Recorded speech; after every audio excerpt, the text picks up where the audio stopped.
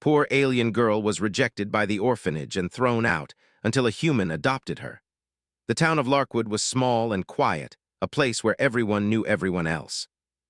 The streets were lined with modest houses, and the tallest building was the old orphanage, a gray structure that had stood for decades.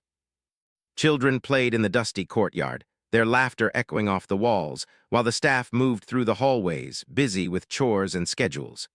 It was a place that had always welcomed children who had nowhere else to go, or so everyone thought.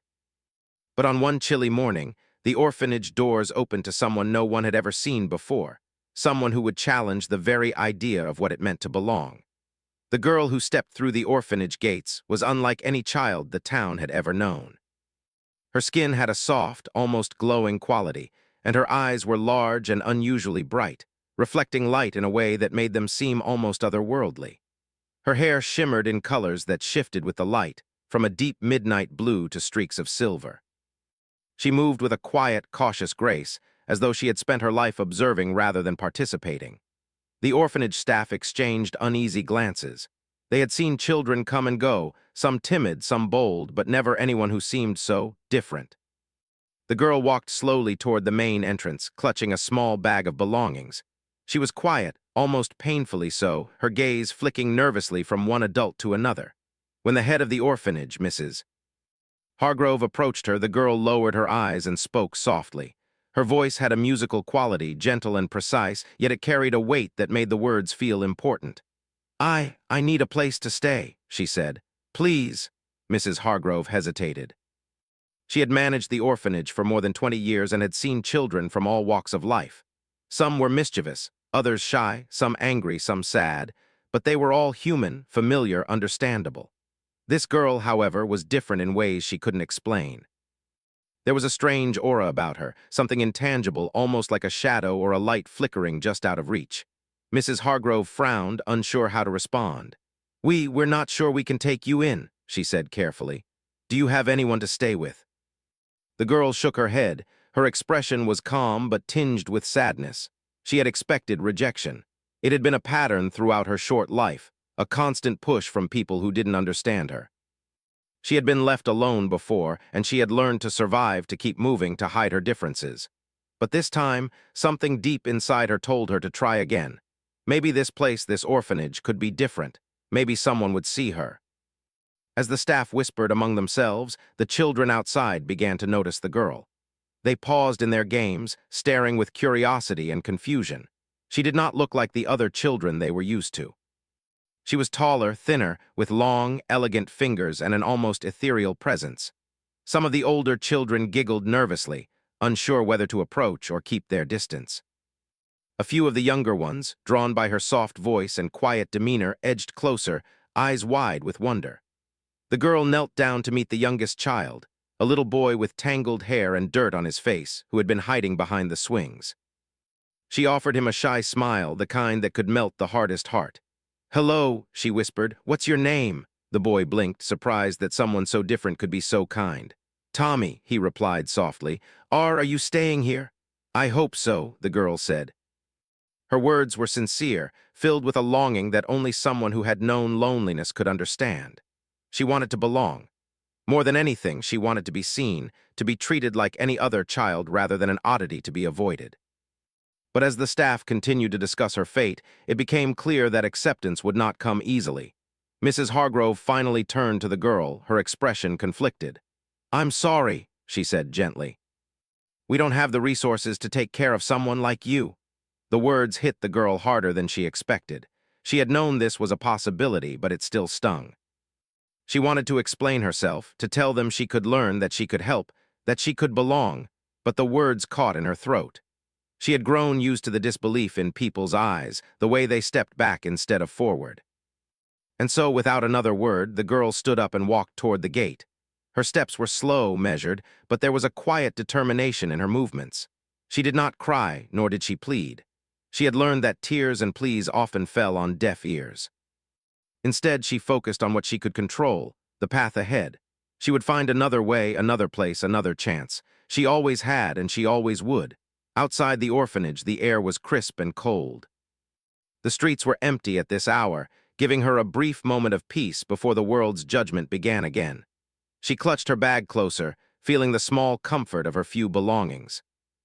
A blanket, a notebook filled with sketches, a tiny trinket she had carried since she could remember. Each item was a piece of her past, a reminder of where she had been and what she had survived. As she walked through the quiet streets, she passed familiar faces who looked at her with a mixture of curiosity and suspicion. A shopkeeper peeked through his window, frowning at the unusual appearance of her glowing eyes and shimmering hair. A group of children laughed from a distance, whispering rumors she could not hear but could imagine. She had learned long ago that people often feared what they did not understand, and she had grown strong enough to ignore it, for now. The girl found a small alley behind an old bakery, a place where she could rest without being seen. She sat down and opened her bag, taking out the notebook. She began to draw, each stroke of her pencil capturing the world as she saw it, not as it appeared to others, but as it truly felt to her. Her art was her voice when words failed, her sanctuary when the world turned away. She sketched the orphanage, the children, the sky above, the tiny flickers of hope that still glimmered inside her. As the day wore on, the girl realized that rejection was not the end of her story. It was simply another chapter, one she would navigate with quiet strength and patience. She had survived alone before, she could do it again. The night would be cold, the streets unforgiving, but she had learned resilience. Every step she had taken, every moment she had endured had prepared her for this life. She knew she was different, but she also knew that being different did not mean being unworthy. And so, under the dim glow of the streetlights, the girl settled in for the night. She gazed at the stars above, imagining distant worlds and endless possibilities. Somewhere out there, she believed, was a place where she would be accepted, where she would not be judged for who she was, where she would be loved not in spite of her differences, but because of them. With that thought, she closed her eyes and allowed herself a brief moment of rest. Tomorrow, she would continue walking, searching, hoping. She had been rejected today, yes, but she had not given up, not yet. She was determined, resilient, and quietly brave, a girl who refused to be defined by the world's limitations. And somewhere, somehow, she knew that one day, someone would see her for who she truly was. The morning air was crisp, carrying the faint smell of wet earth and baked bread from the nearby bakery. The girl rose from her makeshift resting place behind the alley, stretching her limbs carefully to avoid drawing attention. The streets were quiet now, but she knew that as the day progressed, the town would wake, and curious eyes would begin to search for her. She tucked her notebook back into her bag and clutched the small blanket she had slept on, a precious comfort in a world that seemed unwilling to accept her. Every step she took was deliberate, measured, a careful dance between survival and invisibility. Her first task was food. Hunger gnawed at her belly, sharp and persistent, reminding her of the harsh reality she could not ignore. She wandered toward the market square, hoping to find scraps or discarded fruits left behind by careless vendors. The townspeople bustled around her, unaware of her presence, or perhaps pretending not to notice. She had learned that invisibility could be a shield, a way to move through the world without being harassed or scorned. Yet she could feel their suspicion, a silent current that ran through their eyes when they glimpsed her unusual features. At the edge of the square, near a pile of empty crates, she found a half-eaten loaf of bread, dry but edible. She picked it up carefully, inspecting it for mold or insects, and then tore small pieces, savoring each bite. Hunger made her hands shake slightly, but she forced herself to eat slowly. Each morsel was a small victory, a reminder that she could survive another day. As she ate, she observed the people around her, the baker arranging his goods, the children chasing one another, a mother scolding her little girl for dropping a basket. They were ordinary, comfortable in their lives, yet she felt entirely outside that world. After breakfast, she wandered through the town, her eyes scanning every alley and doorway. She needed a place to rest during the day, somewhere she could be safe. She remembered the old abandoned shed behind the river, a place she had passed once before. The door hung on rusty hinges, and the windows were cracked, but it was secluded and would provide shelter. She approached cautiously, peeking inside to make sure no one had taken refuge there before her. The air smelled of damp wood and moss, and a small patch of sunlight spilled through a broken window, illuminating a corner that seemed perfect for her to curl up and rest. She settled in and took out her notebook, the one piece of her old life she refused to part with. Drawing had become more than a pastime. It was a lifeline. Each stroke of her pencil allowed her to express herself when words were not enough, to explore the feelings that swirled inside her like untamed wind. She sketched the market, the baker, the children playing, and then almost instinctively she drew herself. In the image, she did not appear strange or different. She was just a girl, smiling softly, a part of the world she longed to belong to. Time passed slowly in the shed. She could hear the river flowing nearby, birds calling in the distance, the occasional shout from the town center. She had no one to talk to, no one to share her thoughts with, and yet in her solitude she began to understand herself better. She noticed the patterns of people's movements, the way kindness could appear in small, fleeting moments, and the way fear often shaped their reactions to what they did not understand. She realized that while the world was harsh, it was also filled with unnoticed moments of beauty. As evening approached, she knew it was time to move again. She could not remain in one place for long. Someone might discover her, and she could not risk being chased away or harmed. The streets were quieter now, the golden light of sunset casting long shadows. She moved carefully, avoiding the main paths and sticking to alleys and side streets. The town seemed peaceful, yet she was always alert, every sense tuned to detect danger. She had learned the art of vigilance early, a necessary skill for someone who did not fit in. One evening, as she rested under a bridge near the river, she encountered a stray dog. It was small and scruffy, with fur matted from the rain, and it eyed her cautiously. At first, she was wary, fearing it might be aggressive or diseased. But the dog seemed as lonely as she was, its eyes reflecting a silent plea for companionship. Slowly, she extended her hand, and after a few tense moments, the dog approached, sniffing her fingers before settling close to her side. She smiled, a rare, genuine expression, and felt a warmth she had not experienced in a long time. She named the dog Comet, after the streaks of light she sometimes saw in the sky at night. With Comet as her companion, her life gained a small measure of comfort.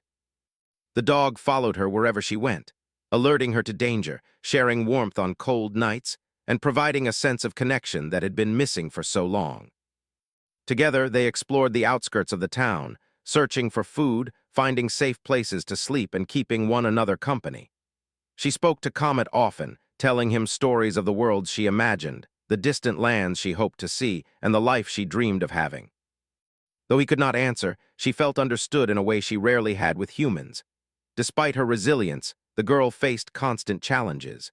People sometimes threw stones or shouted when they saw her, calling her strange names and laughing at her unusual appearance. She learned to duck into alleys, hide in shadows, and remain calm even when fear bubbled inside her. Hunger, cold, and exhaustion were regular companions, but they did not break her spirit.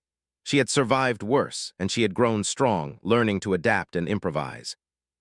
She scavenged for food in gardens, helped herself to fallen fruit, and found small ways to earn scraps by running errands for kind strangers too busy to care about her differences. One day, while searching near the edge of town, she discovered a small, abandoned library. The windows were dusty, the shelves sagging with neglected books, but inside she found a treasure trove of stories. She devoured the books, reading tales of faraway lands, brave heroes, and people who overcame impossible odds. The words inspired her, giving her hope that life could be more than mere survival. Each story she read planted a seed in her mind, that one day she too could find a place where she belonged, a place where she could live without fear. Her life became a rhythm of cautious movement, brief rest, and careful survival. The girl and Comet grew inseparable, forming a quiet, unspoken bond that carried them through cold nights and lonely days. She learned to watch the behavior of townspeople, identifying who might help and who might harm. Sometimes she found fleeting kindness, a baker who left scraps for her, a child who offered a smile, but most of the world remained indifferent or hostile. And yet she refused to let the indifference harden her heart. She held on to hope, fragile but persistent, like a small flame flickering in the darkness. Evenings were her favorite time, when the sun dipped below the horizon and the sky exploded with color. She would sit by the river with Comet, watching the stars appear one by one. She imagined distant worlds, other people like her who might exist somewhere far away, and a life where she was not judged for being different. Sometimes she whispered to the night sky, asking for guidance, asking for a chance to be seen and loved. Though no one answered, she felt comforted by the ritual, as if speaking her dreams aloud gave them a chance to exist. But life was never easy. One day, while scavenging near the market, she was spotted by a group of children. They shouted and ran after her, laughing cruelly. She sprinted, Comet at her side, weaving through alleys and jumping over crates until she finally lost them in the maze of streets. Her heart pounded and her legs ached, but the fear did not crush her as it once might have.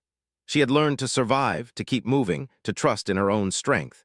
Each challenge only made her more determined to keep searching for someone who would accept her. As weeks turned into months, the girl grew wiser. She became adept at reading people, sensing when they might offer help, and avoiding those who posed danger. She learned to balance caution with trust, and she began to understand that while some people feared differences, others might embrace them. The thought that someone, somewhere, might see her not as strange, but as worthy, kept her moving forward. Each day was a struggle, but it was also a step closer to the life she dreamed of.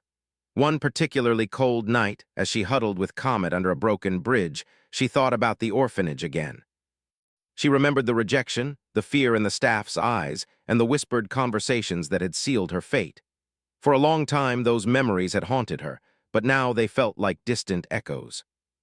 She realized that the rejection, as painful as it was, had also given her something invaluable: resilience, independence, and a will to survive. She understood that being different did not make her weak, it had made her strong. And so, with the night sky above her and Comet curled at her side, she made a silent promise. She would continue to move forward, continue to search, continue to hope. She would not allow the cruelty or indifference of the world to extinguish the spark inside her. Somewhere, she believed, there was a person who would see her for who she truly was, who would love her without hesitation, and who would give her the home she had always dreamed of. Until then, she would survive, she would endure, and she would remain brave, no matter how difficult the path became. The morning sun rose over Larkwood, spilling golden light over the quiet streets. The girl walked along the edge of town with Comet by her side, their shadows stretching long across the cobblestones. She was tired but determined, her steps careful and precise. Nights under bridges and in abandoned sheds had left her muscles sore, her body thin from months of meager meals, yet her spirit remained unbroken. She had survived so much, and in her heart she carried a fragile hope that someday someone might see her for who she truly was. It was near the outskirts of town that she first noticed the woman. She was unlike the other people she had met. The woman had kind eyes, a gentle smile, and moved with an ease that suggested warmth rather than fear. She knelt near a patch of wildflowers, tending to them with careful hands, humming softly as she worked. There was something about her presence that felt safe, not judgmental or hurried. The girl paused, hidden behind a low stone wall, observing silently. She had learned long ago that caution was necessary. Kindness could be genuine, but it could also be a trap. Most people feared what they did not understand. Comet sniffed the air and whined softly, sensing the girl's hesitation. She patted the dog's head, a reassuring gesture for both of them before stepping forward cautiously. The woman looked up at the sound of approaching footsteps, her eyes widening slightly, but not in alarm. Instead, there was curiosity, a spark of recognition that felt almost magical. "Hello there," she said warmly. "Are you lost?" Her voice was soft, inviting, free from the impatience or fear the girl had encountered so often. The girl stopped, unsure how to respond. No one had ever spoken to her like that before. Most people either shouted, stared, or turned away. This woman's words carried no threat, only genuine concern. She felt a strange mix of hope and caution swirl inside her. I'm okay," she whispered, her voice barely audible. She had learned to speak softly, almost as if speaking too loudly would attract unwanted attention. The woman smiled gently, rising to her feet. She held out her hand, not in command, but as an invitation. "I'm Mara," she said. "And you are?" The girl hesitated. She rarely shared her name for fear it would be mocked or used against her, but something about Mara felt different. There was no judgment in her eyes, only curiosity and warmth. Finally, she whispered, "Leora." "Leora," Mara repeated, tasting the name like a melody. "What a beautiful name." She crouched slightly, keeping her posture open and non-threatening. "Would you like some water? It's a warm morning and you must be thirsty." Leora blinked, surprised at the offer. Water had been hard to come by these past weeks, and while she was cautious, she could sense the sincerity in Mara's words. She nodded, and Mara handed her a small cup, which she drank gratefully, feeling the cool liquid revive her body. Over the next few days, Leora kept her distance, observing Mara from afar. The woman moved through the town with kindness in her actions, helping the elderly carry groceries, sharing bread with stray animals, and speaking gently to children. Leora had rarely seen such patience and compassion in one person. It fascinated her. She wanted to approach Mara to speak more, but fear kept her hidden. People had always been cruel when they did not understand her, and her unusual appearance often drew stares or worse. Yet day by day, the warmth of Mara's presence chipped away at her walls. One evening, as the sky turned pink and purple, Leora found herself in the garden behind Mara's small cottage. The gate had been left slightly open, inviting yet non-threatening. She lingered near the edge, watching Mara plant herbs and flowers with tender care. Comet wagged his tail, nudging her to move closer, sensing the kindness that radiated from the woman. Leora took a hesitant step forward, then another, until she was standing just beyond the garden's edge, her heart pounding in her chest. Mara looked up and smiled, as though she had been expecting Leora all along. "Hello again," she said. "I see you've come to visit." She made no sudden movements, no gestures that would scare Leora away. Instead, she continued her work, her presence calm and steady. Leora felt a strange sense of belonging, as though she could breathe here without fear. Slowly, she stepped closer until she stood near the flowers, shyly glancing at Mara. I like your garden," Leora said softly, almost afraid her words would break the fragile connection forming between them. Mara's smile widened. "Thank you, Leora. These flowers are my friends, and I like making sure they're happy. Do you like flowers?" Leora nodded. She had rarely spoken to someone who asked such simple, genuine questions. Most people were either indifferent or dismissive, but Mara's curiosity was kind, never prying, never demanding. For the first time, Leora felt as if she could exist without fear of judgment. She even allowed herself a small smile. Days turned into weeks, and their connection grew slowly. Leora began to visit Mara's garden more often, sometimes bringing Comet along. Mara offered small gestures of care, a cup of warm tea, a blanket when the nights were cold, and gentle words that encouraged trust rather than demanded it. Leora was cautious, as she had to be. Trust was fragile and easily broken in a world that had often rejected her. But Mara's patience and consistency began to dissolve the fear that had defined her life. One afternoon, Mara asked Leora to help her plant new seeds in the garden. Leora hesitated, unsure of what to do, but the woman guided her gently, showing her how to press the soil and place each seed carefully. As they worked together, Mara spoke softly about life, about kindness, and about how everyone deserved a chance to be seen for who they truly were. Leora listened, absorbing every word like sunlight on her skin. For the first time, she felt that maybe, just maybe, she could be a part of someone else's world without losing herself. The turning point came one rainy evening. Leora had taken shelter in the garden under a small awning, Comet pressed close to her side. The rain fell steadily, drumming on the roof and washing the streets clean. Mara appeared at the gate, holding a large umbrella. "Come inside, Leora," she said. "You shouldn't be out in this rain." Leora froze, a mix of fear and longing battling inside her. But something in Mara's eyes, warmth, safety, acceptance, compelled her to step forward. Inside Mara's cottage, the warmth of a fire welcomed them. The scent of herbs and freshly baked bread filled the air, calming Leora's nerves. Mara handed her a towel and encouraged her to dry off. "You're safe here," she said gently. "No one will hurt you." For the first time in her life, Leora believed those words. She felt the tension in her body ease, the tight coil of fear slowly unraveling. Night after night, Leora visited Mara. Sometimes they worked in the garden, other times they cooked simple meals together. Mara never forced conversation, allowing Leora to open up in her own time. She told stories of places she had imagined, of the creatures she had drawn in her notebook, and Mara listened, asking gentle questions that showed genuine interest. Leora's laughter began to emerge again, soft and hesitant at first, then freer as she grew comfortable. Comet seemed to sense the change too, wagging his tail more and resting his head on Leora's lap with trust she hadn't seen in him before.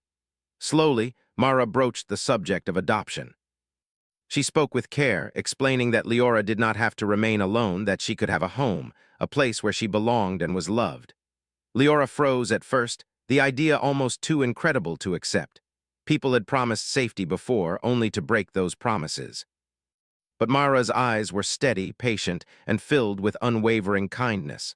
"I will never force you," she said softly. "I only want you to know that the offer is here whenever you're ready." The next few weeks were filled with reflection for Leora. She thought about the years of solitude, the nights spent under bridges, and the constant struggle to survive. She thought about Comet, who had been her companion through it all, and about the strange, unexpected joy she had found in Mara's presence. Each day, the idea of a home, of belonging, of being loved for who she truly was, seemed less impossible. Finally, one quiet morning, as the sun painted the sky in shades of gold, Leora took a deep breath and made her choice. She approached Mara's cottage, Comet trotting beside her, and looked into the woman's gentle eyes. I want to stay," she whispered. Mara's face lit up with warmth and relief, and she opened her arms. Leora stepped forward, allowing herself to be embraced, feeling the kind of safety and belonging she had only dreamed of before. That day marked a new beginning. Leora, once alone and rejected, had found a person who saw her true self, who valued her kindness, her uniqueness, and her courage. She realized that while the world could be harsh, there were people who could offer love and understanding. And as she looked around Mara's warm, welcoming home, with Comet at her side and a future full of hope ahead, she finally understood that she belonged, not despite her differences, but because of them. Leora woke to the gentle warmth of sunlight streaming through the curtains. For the first time in her life, she did not wake with a knot of fear in her stomach. She stretched lazily, feeling the soft mattress beneath her, a comfort she had never known. Comet lay curled at her feet, his tail flicking softly as he stirred. The sound of birds chirping outside filled the room, and the faint aroma of fresh bread drifting from the kitchen reminded her that she was safe. Leora blinked, absorbing the small details of her new home, and a sense of wonder washed over her. This was real. She belonged here. Downstairs, Mara was already preparing breakfast. She hummed a gentle tune, moving around the kitchen with quiet grace. When Leora entered, Mara turned and smiled, a smile that seemed to light the entire room. "Good morning, Leora," she said warmly. "Sleep well?" Leora nodded, words catching in her throat as the reality of her situation pressed in. She had been alone for so long that kindness, when constant and unthreatening, almost felt unreal. Yet it was comforting, a balm to the wounds that years of solitude had left behind. Breakfast was a quiet, peaceful affair.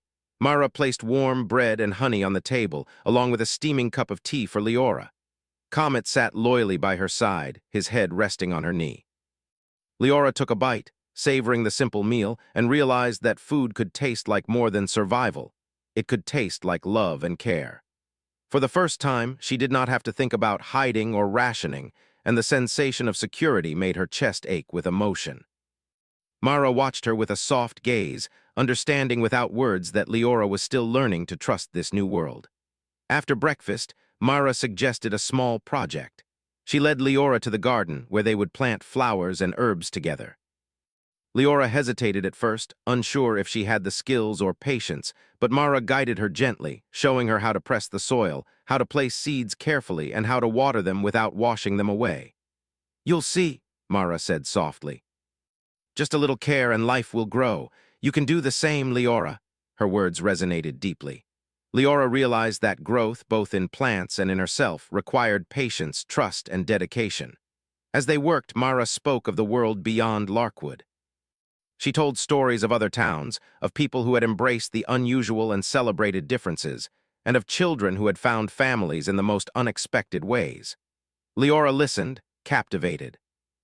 These stories were not just tales. They were windows into a future she could imagine for herself. Slowly, she began to allow herself to hope, not just survive, but to dream of happiness, friendship, and love. In the days that followed, Leora's routine began to form. She learned to wake with the sun, to help Mara with household tasks, and to tend the garden. She discovered the joy of simple chores, the satisfaction of a clean room, a well-tended garden, and meals shared with someone who cared. Mara never rushed her or criticized her mistakes. Instead, she encouraged, praised, and offered gentle guidance. Leora began to feel capable, strong, and valued, a sharp contrast to the constant rejection she had known before. Comet became her constant companion in these daily routines. They would explore the fields beyond the cottage, chase butterflies, and discover hidden streams. Leora laughed more often than she had in years, a sound that warmed Mara's heart. Through these simple activities, Leora learned about trust and companionship. She learned that not everyone would hurt her, not every gesture carried malice, and that love could be steady, gentle, and enduring. One afternoon, Mara suggested they visit the town together. Leora hesitated, nervous about returning to a place where she had once been rejected. But Mara held her hand gently. "I'll be with you," she said, "and no one will harm you. You are safe with me." The words bolstered her courage, and together they walked into the town square. People paused to look, some whispered, but Mara's presence shielded Leora. With every step, she felt stronger, her confidence growing. For the first time, she could face the world not with fear, but with quiet assurance. At the market, Mara introduced Leora to the baker who had once left scraps for her on the streets. The baker blinked in surprise at seeing her with someone so kind, and then smiled warmly. "I see you found a friend," he said. Leora nodded, feeling the first stirrings of community she had ever known. It was strange, almost magical, to be seen not as a curiosity or threat, but as a person worthy of respect and kindness. Mara squeezed her hand, silently encouraging her to absorb this new reality. Evenings were filled with storytelling and quiet reflection. Leora shared tales of her past, of the nights she had spent alone, of her dreams, and of the strange beauty she saw in the world. Mara listened patiently, never judging, only offering comfort and understanding. Together, they laughed, imagined, and planned for the future. Leora realized that her life had shifted dramatically, from constant survival to the possibility of thriving, from fear to hope, from isolation to belonging. School became another milestone. Mara helped Leora enroll, carefully choosing a school where she could be safe and nurtured. The first day was daunting. Other children stared at her unusual features, whispered behind her back, and some even laughed. But Leora faced them with a quiet courage she had cultivated over years of struggle. She focused on learning, on making friends slowly, and Mara's encouragement remained her anchor. Slowly, she discovered that knowledge was empowering, that skills and confidence could shield her from the harshness of the world. Leora's artistic talents flourished in this new environment. She shared her sketches and stories with Mara, who encouraged her to explore creativity without fear.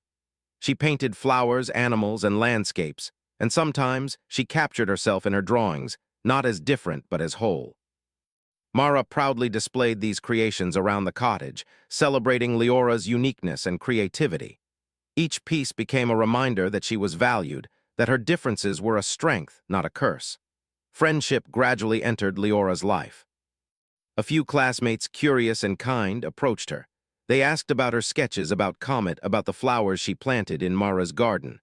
Leora was cautious at first, but Mara reminded her, friendship takes time. Choose those who see your heart. Slowly, trust built among her peers. She learned laughter with others, shared stories, and even taught some of her classmates small lessons about care and compassion. These experiences were new, thrilling, and sometimes overwhelming, but they made her feel more human than ever before. The seasons changed, bringing warmth in spring and the crisp cold of winter. Leora experienced life in ways she had never imagined.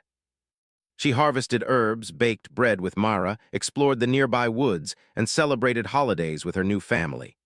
Every day brought small triumphs: understanding a new lesson at school, planting a flower successfully, helping a neighbor, or seeing Comet chase a butterfly. Each moment added layers to her sense of self, confidence, and belonging. One quiet evening, Mara and Leora sat by the fire, Comet at their feet. Mara asked gently, "Do you remember the first day we met?" Leora nodded, a soft smile on her face. "I was so afraid," she admitted. "I didn't think anyone could ever care about me." Mara held her hand. "You are brave, Leora, and now you know that love is possible, not just for a moment, but every day." Leora leaned against Mara, feeling the warmth of belonging. She had survived alone, but now she thrived, nurtured by kindness and trust. Through all these experiences, Leora learned something profound. The world could be harsh, but there were people who would see beyond appearances, who would embrace uniqueness, and who would create a safe space for others to grow. Mara's patience, understanding, and love had transformed her life. Leora began to imagine a future filled with possibilities: school, friends, adventures, and even helping others who felt different or rejected. She realized that the kindness she had once longed for could now be shared with others. Even Comet seemed happier. He no longer had to scavenge for food or stay hidden in fear. He played freely in the garden, slept without tension, and shared quiet moments with Leora and Mara. His loyalty and companionship reinforced the sense of family and stability Leora had always dreamed of. Together, they formed a small but unbreakable unit, a sanctuary against the world's uncertainties. Leora's confidence continued to grow. She learned to speak her mind, to ask for help when needed, and to offer help to others. She discovered joy in simple routines, pride in her accomplishments, and comfort in the steady rhythm of life in Mara's care. Every day, she reminded herself of how far she had come, from a girl abandoned and rejected to someone loved and valued. The journey had not been easy, but it had taught her resilience, courage, and the transformative power of kindness. Months turned into a year, and Leora could scarcely recognize the girl she had been when she first wandered alone through Larkwood. She laughed freely, spoke confidently, and embraced life with a curiosity she had long suppressed. Mara remained her anchor, guiding, supporting, and loving her unconditionally. Comet remained her companion, a reminder of loyalty and friendship. Together, they faced the world not with fear, but with hope and strength, building a life full of warmth, growth, and endless possibilities.